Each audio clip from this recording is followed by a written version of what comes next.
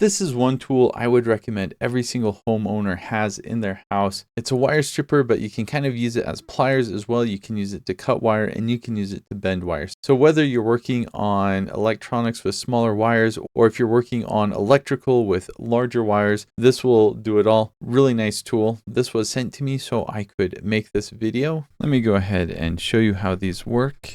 You've got a lock here and then you have a spring. The nice thing about the gauges here is you can kind of plop it into place and see where it actually fits. 10 is going to be as close as we get for this. So let's go ahead and crimp down on that and twist it around. And the nice thing about this is just how accurate it is. You can strip it exactly where you want to. You can see exactly where it's going to happen. It has cutters here for smaller wires. And then for something larger like this, you can also cut it in the back here. Nice and easy. So it works well for electrical. And if you need to bend wire as well, you can stick it through here and you can bend it. So if you're doing outlets or something like that, after you strip it, you can just stick it through here and bend it nice and easy. But let me show you on something a little bit smaller. For something like this, you don't even have to really twist it around. You just pull it out and you're good to go. Then if you need to cut it, you can use this here to cut. And then you can use the tip here as kind of like mini pliers if you need to. And here's a closer look so you can look at all of the gauges. This is the perfect tool for just about any wire work. What I like about this that I haven't seen in other similar strippers is, for one, it has the spring. That's really nice. You can lock it into place. It has quite a few options for cutting. The thing that it is lacking is it doesn't have any sort of crimping. Now you can use the pliers up top to do some basic crimping, but some other strippers I've seen, they have a few more options, but that comes at a cost. Usually the strippers with crimping sections are a lot longer. This is actually quite small, fits really well in any toolbox. Really nice strippers.